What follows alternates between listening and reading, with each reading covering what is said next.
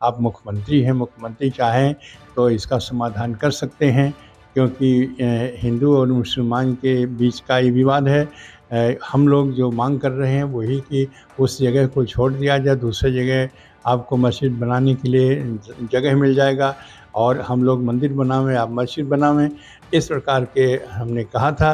तो उन्होंने कहा था बिल्कुल हम इसके लिए प्रयास करेंगे और यह समाधान आपका जो सुझाव है बहुत अच्छा है और ऐसा हम लोग करेंगे, तो ऐसा उन्होंने आश्वासन दिया था।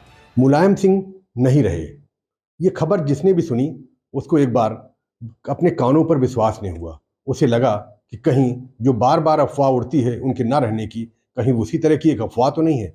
लेकिन जब ये लोगों को कंफर्म हुआ कि सचमुच मुलायम सिंह यादव नहीं रहे, तो हर कोई उनसे जुड़ी अपनी यादों को टटोलने लगा और उसी टटोलने के साथ उस टीस की अनुभूति भी होने लगी जो उनके ना रहने पर उसे हुई। तो हमारे साथ हैं श्री राम जन्मभूमि मंदिर के मुख्य पुजारी आचार्य सत्येंद्र दास। कहने के लिए अयोध्या में बहुत सी चीजें उनके बारे में होती हैं, लेकिन सच क्या है ये भी आप सुन लीजिए। मुलायम सिंह यादव से कभी आप मिले? जी हाँ, मैं मिल रहा हूँ और वो मुख्यमंत्री थे और हम अयोध्या से गए थे बहुत लोग, इसमें विशेषकर जो हनुमानगढ़ी के महंत ज्ञानदास जी हैं वो और हमसे और संत थे, जाकर के उनसे मिले थे।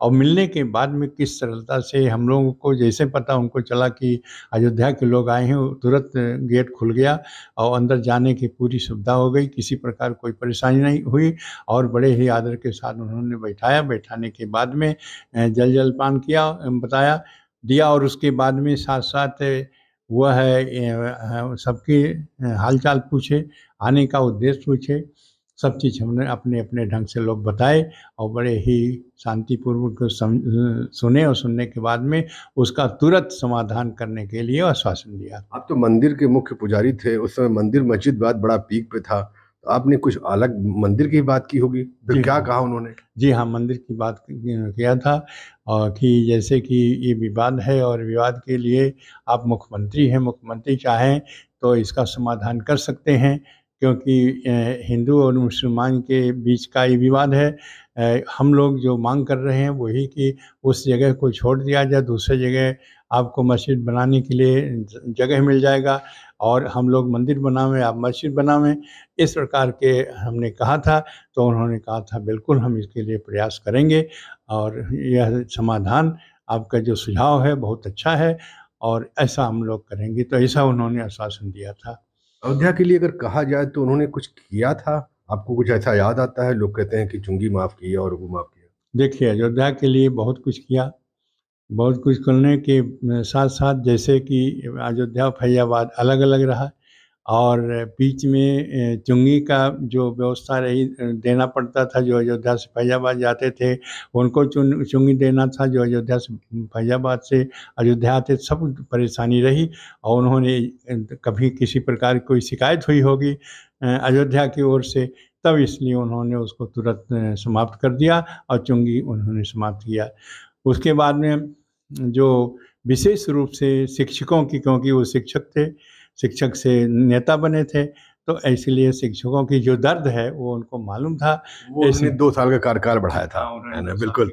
क्या नाम है आपका? मैं आचार्य रविकांत। अच्छा, ये बताइए, आपको क्या लगता है कि मुलायम सिंह अब नहीं रहे, लेकिन अगर व्यक्तित्व की बात करें पूरी तरह से, तो किस नज़र से देखते हैं उनके व्यक्तित्व? मेरी दृष्टि में अगर मुलायम सिंह को देखा जाए तो एक शिक्षक सदन से संघर्ष तक के एक युग का अंत हुआ है और इस युग के अंत होने से भारत के शिक्षक समाज का हित हुआ है, भारत की सेना का हित हुआ है। इनके न रहने पर शिक्षक और सेना दोनों आज अपने को ठगा हुआ महसूस कर रहा है। कुछ याद आती है उनसे जुड़ी यादें? मुलायम सिंह ने अपने राजधर्म को बड़ी सुंदरता से निभाया, राजधर्म को बड़ी निष्ठा से निभाया है। एक 19 वर्ष की विधवा की वेदना को सुनकर सेना के शहीद सैनिक को उसके घर तक राजकीय सम्मान से पहुंचाने और राजकीय सम्मान से अंत्येष्टि करने का जो निर्णय लिया, वो भारत के इतिहास में स्वर्णिम अक्षरों में लिखा है और सदियों तक लिखा रहे। इसलिए मुलायम सिंह से अगर कोई व्यक्तिगत दोष है, मुलायम सिंह में कमियां हैं, मैं अयोध्या से जुड़ा हूं और राम जन्मभूमि के प्रधान पुजारी आचार्य श्री सत्येंद्र दास जी महाराज का कृपा पात्र हूं।